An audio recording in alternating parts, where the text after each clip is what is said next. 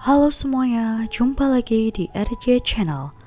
Untuk video kali ini, kami akan membawakan sebuah film psikologi yang dibintangi oleh Johnny Depp berjudul Secret Window. Film ini rilis pada tahun 2004 dan berdasarkan sebuah novel terkenal karya Stephen King yang berjudul Secret Window, Secret Garden.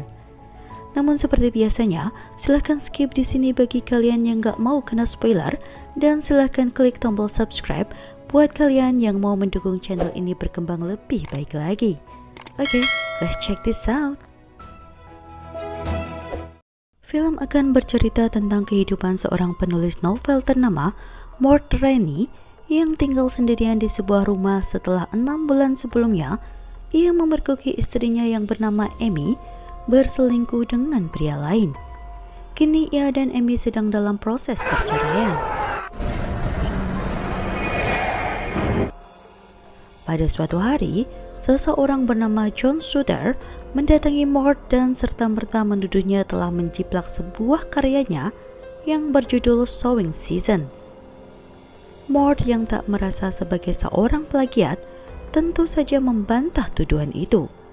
Dia pun menolak untuk menerima naskah yang Suter sebut sebagai karya yang telah Mort ciplak padanya dan mengusir laki-laki itu. Lalu Suter pun menaruh naskah itu di depan pintu rumah Mort dan pergi dari sana. Mort pun mengambil naskah itu dan membuangnya begitu saja ke tempat sampah. Mort yang sedang kehabisan ide untuk tulisannya selanjutnya memutuskan untuk istirahat sejenak. Namun saat ia kembali ke meja kerjanya, naskah milik Suter telah bertengger di mejanya. Ternyata pembantunya lah yang menaruhnya di sana karena ia mengira itu adalah naskah milik Mort yang tak sengaja terbuang. Akhirnya Mort pun membaca beberapa bagian naskah itu. Dia sangat terkejut karena isi dan gaya penulisan naskah itu sangat mirip dengan gaya penulisannya. Ia pun mulai membandingkannya dengan buku novel karangannya, terutama di bab Secret Window. Ia teringat jika ia mendapatkan ide menulis bagian itu saat dulu Amy menemukan sebuah jendela rahasia yang bisa melihat langsung ke arah kebun. Namun setelah ia membandingkannya dengan naskah Suter, terlihat jika bagian itu sangatlah mirip dengan novelnya. Mort yang mulai kepikiran dengan naskah itu pun kemudian mendapatkan telepon dari Amy yang mengkhawatirkannya karena tinggal sendirian di rumah tepi danau. Lalu Mort pun bertanya pada Amy, apakah dia mengingat tentang tulisannya tentang Secret Window. Mort mulai ragu apakah ia telah terpengaruh orang lain saat menulisnya. Namun Amy meyakinkan Mort jika itu memanglah tulisannya. Kemudian Mort kembali bertemu dengan Suter. Mort yang telah muat melihat Suter pun mengkonfrontasi pria itu karena ia mengatakan bahwa ia menulis cerita itu pada tahun 1997, padahal Mort menulis cerita tersebut pada tahun 1994. Dan dia pun menerbitkannya pada tahun 1995, yang berarti bahwa ia telah menuliskannya terlebih dahulu daripada Suter, hingga ia tak mungkin menjiplak darinya. Suter pun menuduh Mort berbohong dan memintanya membuktikan omongannya. Lalu Mort pun menyuruh Suter untuk mencari sendiri majalah yang memuat cerita tersebut pada Juni 1995. Suter pun mengancam jika dia akan mendatangi rumah Mort di New York yang kini ditinggali oleh Amy jika Mort tak memberikannya majalah itu dalam waktu 3 hari ke depan. Lalu Suter pun berkata jika perseteruan mereka tak akan selesai sebelum salah satu dari mereka mati. Pada malam harinya, Mort menyadari jika lampu terasnya pecah dan mati.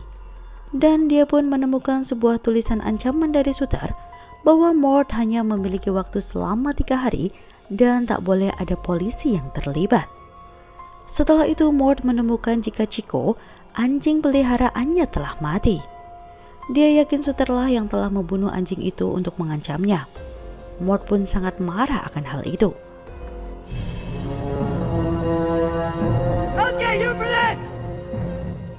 Lalu dia pun mulai mengunci semua pintu dan jendela rumahnya, berjaga-jaga jika Suter menerobos ke dalam rumah itu. Keesokan harinya, setelah menguburkan Chico, Mort pun pergi ke kantor polisi untuk melaporkan perbuatan Suter yang membunuh anjingnya. Namun nampaknya sang petugas polisi tak begitu menganggap ini suatu hal yang besar.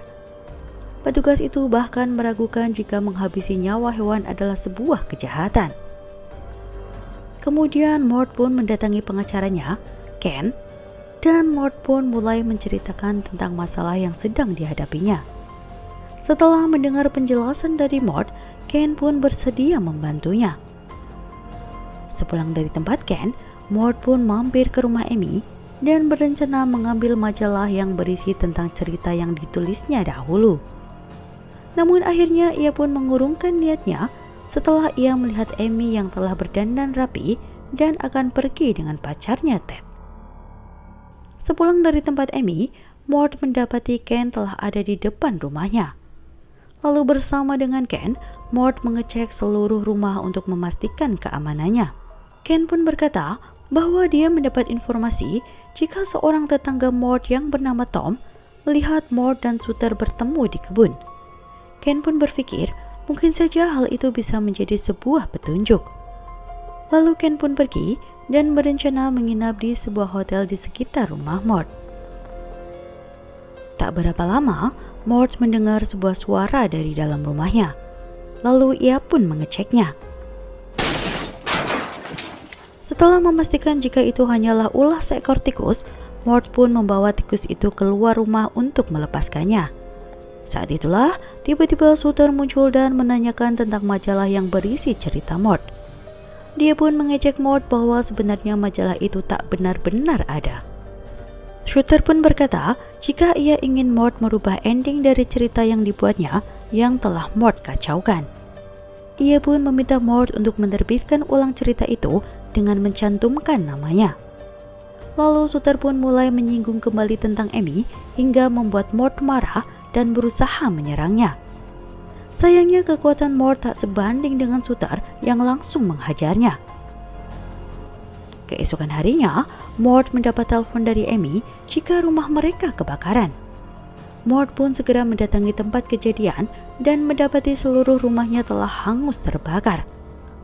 Bersama petugas asuransi, ia dan Amy pun melakukan sesi wawancara untuk mengatasi urusan asuransi rumah mereka. Sempat terjadi ketegangan antara dirinya dan Ted yang Mort rasa ikut campur dalam urusan itu, padahal dia belum menjadi suami Amy. Setelah itu, Mort dan Ted pun kembali berseteru karena Ted mendesak Mort untuk segera menandatangani surat cerainya dengan Amy. Lalu Mort pun menghubungi Ken yang menceritakan jika dia sudah bertemu dengan Tom.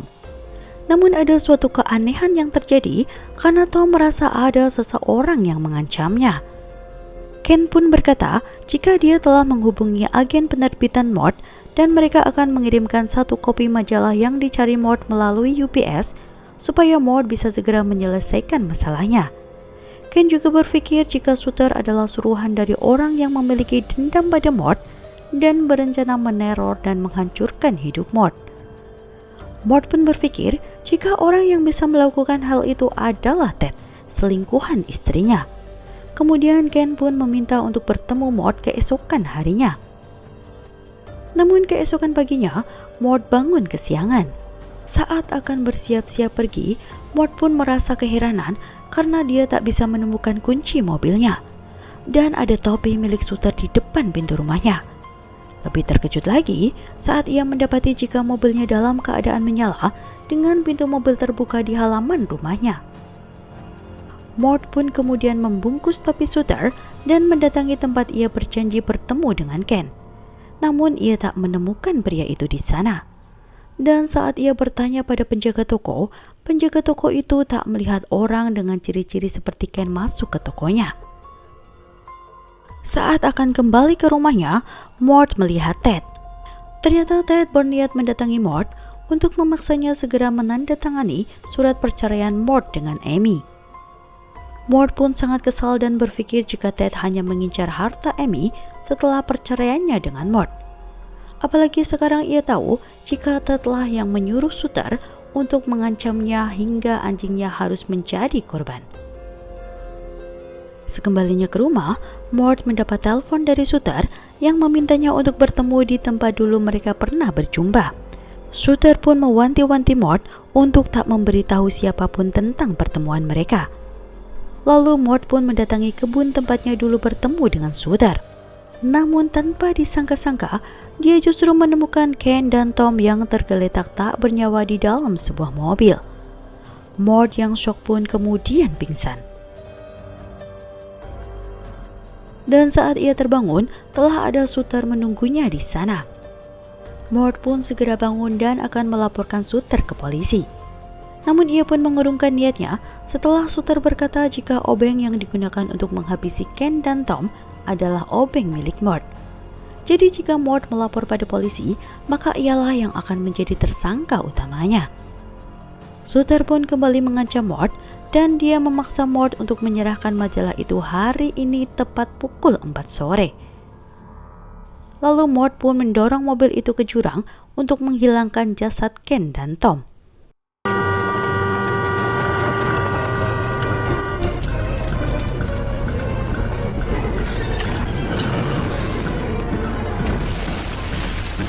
Saat telah berada di rumah, Mort mendapat telepon dari Amy yang sedang menangis dan berkata bahwa ia menyesal dengan apa yang terjadi pada mereka saat ini. Amy pun berkata semua ini terjadi karena meskipun Mort berada di sampingnya, namun dia tak pernah benar-benar ada untuknya. Setelah mengatakan semua itu, Amy pun kembali memaksa Mort untuk segera menandatangani surat perceraian mereka. Mort pun semakin kesal setelah tahu jika Amy menelponnya hanya untuk tujuan itu. Kemudian Mort menuju kantor pos untuk mengambil paket majalah dari agensinya. Namun sesampainya di rumah, Mort mendapati jika paketnya telah terbuka. Dan saat ia memeriksa majalahnya, ternyata halaman tempat ceritanya dimuat telah hilang tersobek. Mort yang kesal mulai berbicara sendiri. You cut it out. You son of a bitch. I don't know. But he did it. Kemudian dia masuk ke rumahnya dan mendapati topi Shooter di atas meja ruang tamunya. Ia pun memakai topi itu dan mendekati cermin. Lalu ia pun mulai mengalami halusinasi dan mulai berbicara pada dirinya sendiri. Mort hayalannya mulai berkata jika sebenarnya Shooter tidaklah nyata. Ia hanyalah tokoh yang Mort ciptakan sendiri. Mort semakin tenggelam dalam ilusinya dengan berbagai argumen di kepalanya. Lalu muncullah Shooter yang berkata bahwa dirinya ada setelah Mort menciptakan karakternya. Mort yang memberinya nama dan memintanya melakukan semua yang Mort inginkan. Semua hal yang Mort pikir Shooter lakukan seperti membakar rumah dan bahkan membunuh Tom dan Ken. Semua itu adalah perbuatan Mort sendiri, meski alam bawah sadarnya mengira Shooterlah pelakunya. Shooter ia ciptakan untuk memperbaiki ending dari ceritanya. Pada saat itu, Amy mendatangi rumah Mort. Amy melihat lembaran majalah Mort yang berterbangan.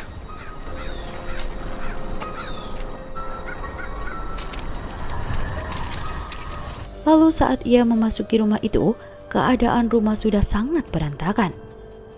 Amy pun memeriksa seisi rumah dan menemukan banyak goresan bertuliskan Shooter.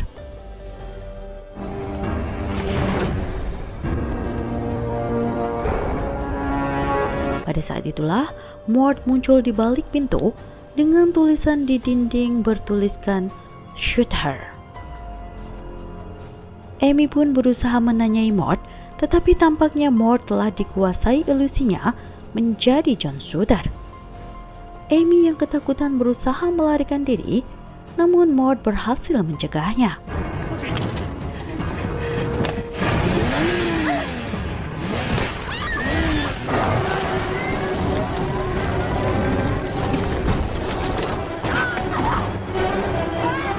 Mort pun melukai Amy dan berusaha menghabisinya meski Amy berusaha mengembalikan kesadaran Mort.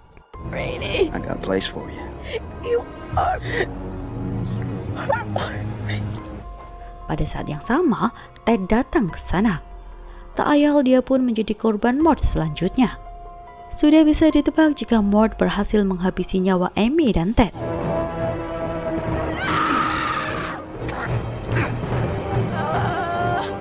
Beberapa hari kemudian, Mort beraktivitas kembali. Namun ia tampak lebih bahagia dari biasanya. Setelah itu petugas polisi pun mendatangi rumah Mort dan melihat jika pria itu telah memanen banyak jagung dan merebusnya juga. Lalu sang petugas berkata jika dia tahu semua yang Mort lakukan, dia hanya perlu menemukan semua bukti dari kejahatannya. Mort pun dengan santai menjawab jika hal yang terpenting adalah akhir dari sebuah cerita, dan dia sangat menyukai ending dari ceritanya. Dari balik jendela kecil, terlihatlah kebun jagung yang subur. Kebun jagung di mana mayat Ted dan Amy dikubur. Dan film pun selesai.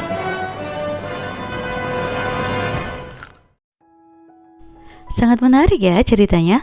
Semoga kalian terhibur dengan video ini.